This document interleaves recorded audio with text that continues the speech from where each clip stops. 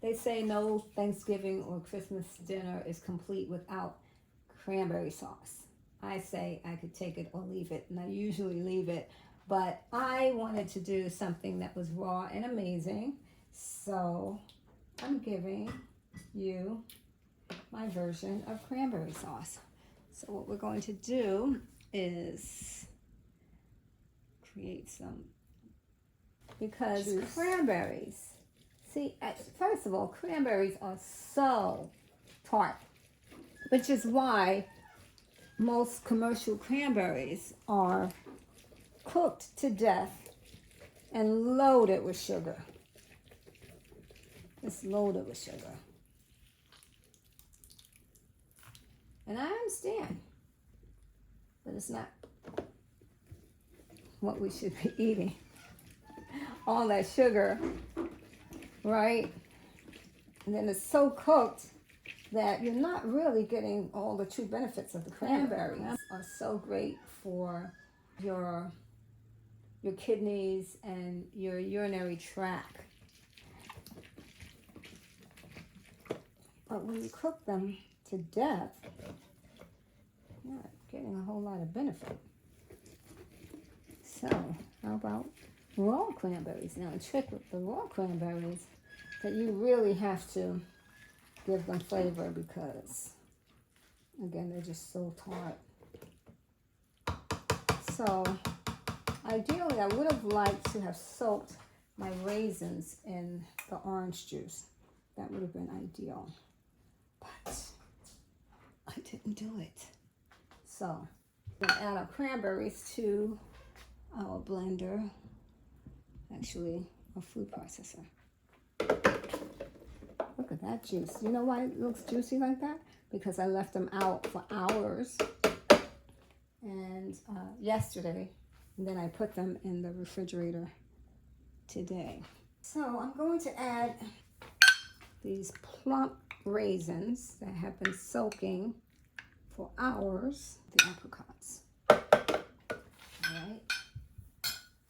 And then we're going to add some of this orange juice. And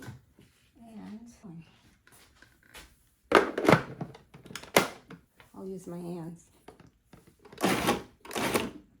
I'm pulsing.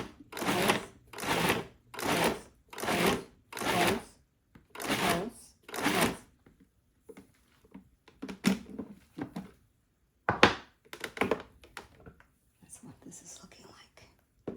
Look at that color. Does that look like Christmas? I can actually eat that. It's hot, but it's nice. So I am going to add some more of my raisins. It's like a quarter of a cup, so I'm adding more raisins. And a little more juice. Okay, so what I had to do was add a thickener because it's getting very watery.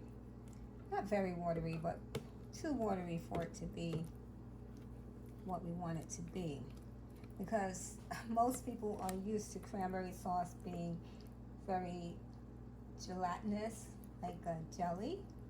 So we want to mimic that to a certain degree. We want it to be a much nicer jelly than that canned stuff that's just, ugh.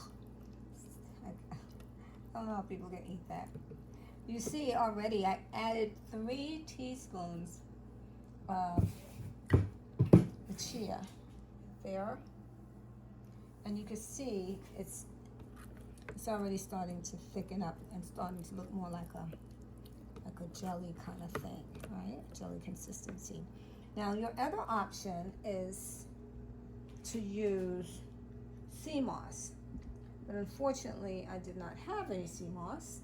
Actually, I do have sea moss, but I could not find it anywhere in the house. So this is our next alternative. It's so great to have options. This is what I love about raw food. There's so many options. You have so many options. You're never really stuck. So what we're going to do now Oh, you know what I did too? I added some maple to the last of the orange juice, and I put that in there, and I added a little bit of the sauce from the raisins, but I knew I was going to be okay because of the chia seeds.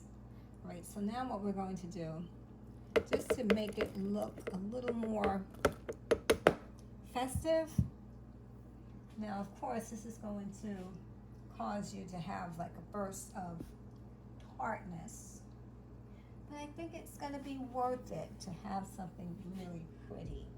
So that's what we're trying to do. Let me get anytime you have red balls, whether they're holly or Christmas balls, it just makes you think of the holidays. So we're going to pulse those in, but we're not going to overdo it. In fact, that's fine,